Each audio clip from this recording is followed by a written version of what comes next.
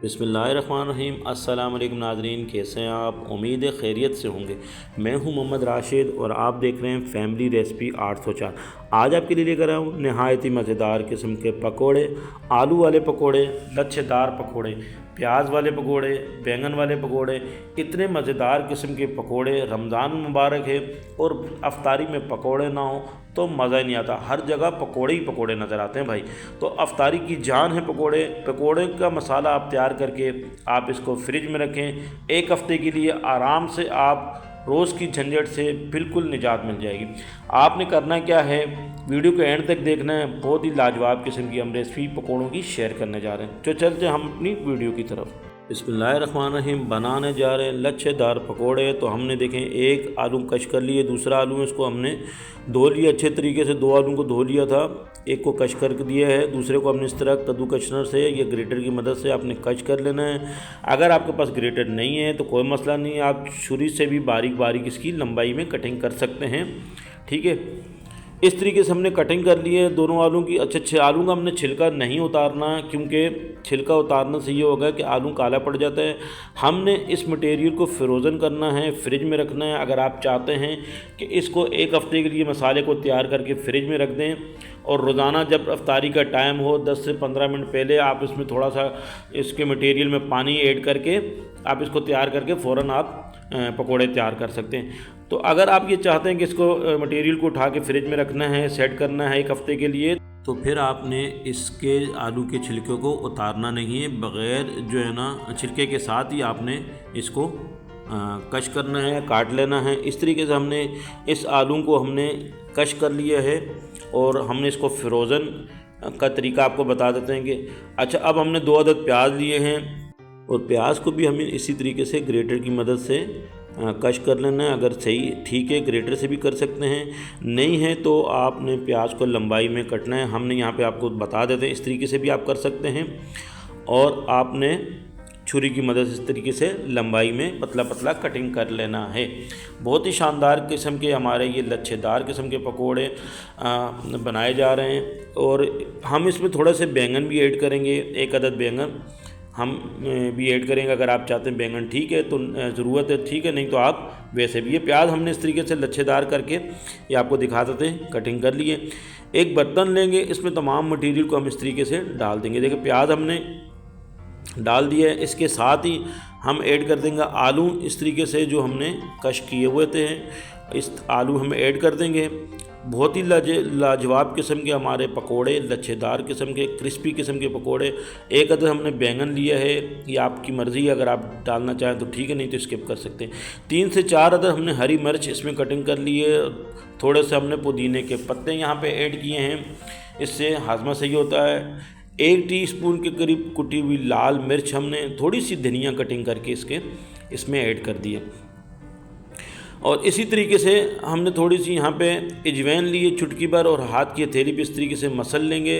और तकरीबन 1 टीस्पून के करीब हमने साबुत सूखा धनिया लिया है, उसको भी हथेली पे इस तरीके से हम मसल लेंगे और इसमें ऐड कर देंगे।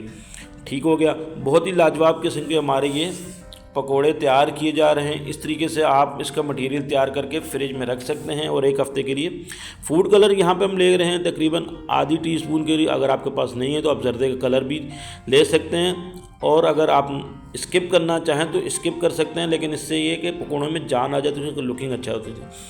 1 कप के हिसाब से हमने बेसन को छान लिया है और तकरीबन 1 कप हमने मैदा इसमें ले लिया है और 2 टेबल स्पून के करीब कॉर्नफ्लोर हमने ऐड किया। नमक हम यहाँ पे ऐड नहीं किया हमने, और थोड़ा सा हमने मिक्स मसाला इसमें ऐड किया है 1 टीस्पून के करीब।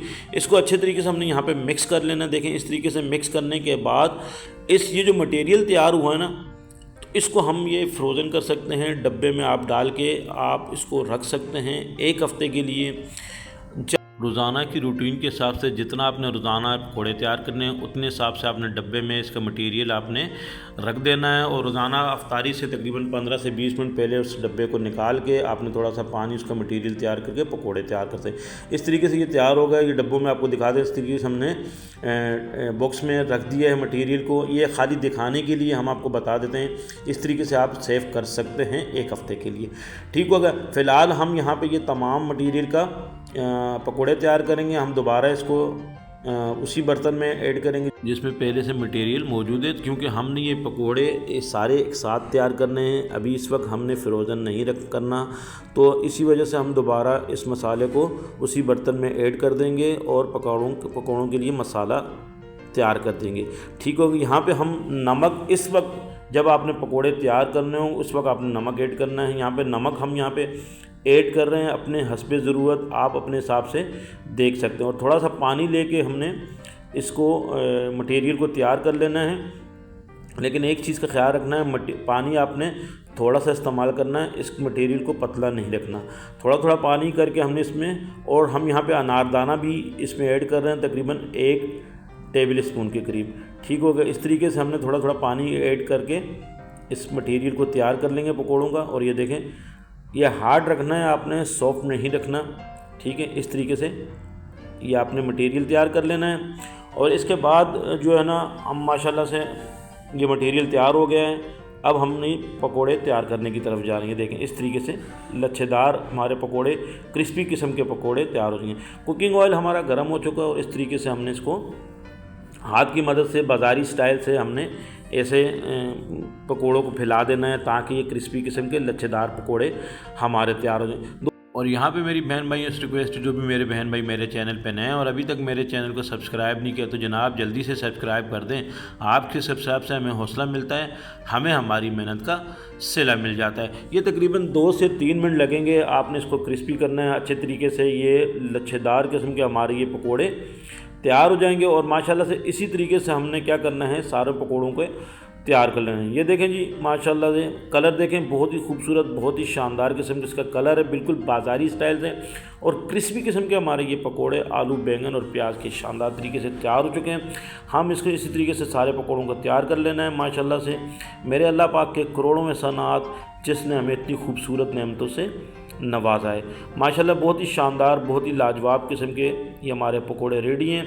रायता के साथ, केचप के साथ आप इसे एंजॉय करें और अफ्तारी को और भी ज़्यादा मज़ेदार बनाएं। वीडियो अच्छी लगी तो सब्सक्राइब कीजिएगा। आपका बहुत शुक्रिया। अल्लाह पाक आपको खुश रखे, कायम व दायम रखे। अपना ख्याल रखिए। अल्लाह हाफ़िज़।